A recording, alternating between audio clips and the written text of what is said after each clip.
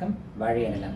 துரோணாச்சாரியர் குருகுலத்தில் எல்லா நாட்டை சேர்ந்த ராஜகுமாரர்களுக்கும் பாடம் சொல்லி வில்வித்தை சொல்லி கொடுத்துட்டு இருந்தார். அப்படி இருக்கும்பொழுது ஒரு நாள் அதில் ஸ்டூடெண்ட்ஸ் பாண்டவர்கள், கௌரவர்கள், மற்றபடி எல்லாம் பக்கத்தில் இருக்கிற நாட்டை சேர்ந்த இளவரசர்கள் எல்லாரும் பாடம் படித்தாங்க. ஒரு நாள் ஒரு காட்டுவாசி அவரை பார்க்க வந்தான். அவர் பேர் ஏகலைவன். அவர்கிட்ட குருவே வணக்கம், நீங்கள் எனக்கும் வில்வித்தை சொல்லிக் கொடுக்கணும் அப்படின்னு கேட்டான். அவர் நீ யாருப்பான்னு கேட்டால், நான் ஒரு காட்டுவாசி, ஒரு வேடவர் தலைவனோட பையன் நான் அப்படிங்கிறான்.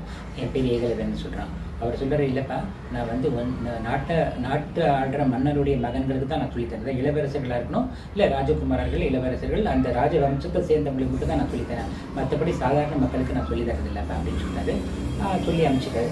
அப்புறம் வருத்தத்தோடு போயிடுறான். திருப்பி போய் தன்னுடைய வீட்டுக்கு போகிறான். காட்டுக்கு போய் அந்த வீட்டு வாசலில் அவரை மாதிரி ஒரு மண் சிலையை செய்கிறான்.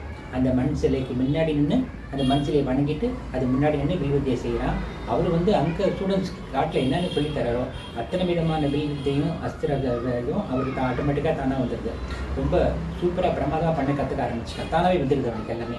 குரு பக்தி அவ்வளோ குரு பக்தியோடு செய்கிறான். அதனால அவன் நினச்சதெல்லாம் தானாக அவர் சொல்லித்தரது எல்லாமே தானாகவே அவர் சொல்லித்தராமே அவனுக்கு இடம் வந்துடுது.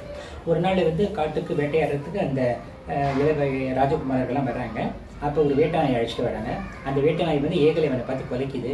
உடனே குலைச்சுன்னு அவனுக்கு கோவப்பட்டு ஒரு அம்பை எடுத்து அந்த நாயை பார்த்து அடிக்கிறான்.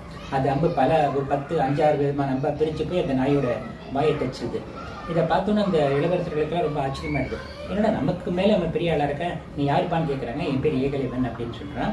உன்னோட குரு யாருப்பான்னு கேட்குறான். என்னோடய குரு துரோணாச்சாரியர் அப்படின்னு சொல்கிறான். அவங்களுக்கு ரொம்ப ஷாக் ஆகிடுது. நேராக போய் அவர்கிட்ட சொல்கிறாங்க, என்ன குரு, எங்களுக்கு தெரியாமல் காட்டில் ரகசியமாக ஒரு ஸ்டூடெண்ட் நீங்கள் வச்சுக்கிங்க அப்படின்னா, அப்படியா யாருப்பான்னு அவரை போய் அழைச்சி வைப்பான்னு சொன்னால் அழைச்சிட்டு வந்து நீ யாருப்பாங்கிறாங்க. என் பேர் ஏகலைவன், நான் காட்டு வேடர் தலைவனோட மகன். உங்களை ஒருத்தர பார்த்தேன், நீங்கள் எனக்கு சொல்லித்தர மாட்டேன்னு சொன்னால் நான் உங்களை மாதிரி ஒரு சிலை செஞ்சு நானே அதுக்கு முன்னாடி கற்றுக்கிறதுனால இதெல்லாம் கற்றுக்கிட்டேன்னு சொல்கிறான்.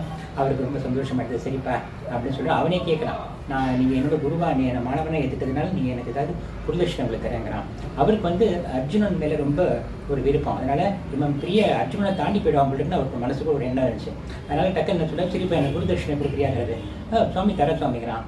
என்ன வேணுங்கிறான், உன்னுடைய வலது கை கட்டவரில் எனக்கு குருதட்சிணையை கொடுக்குறாரு.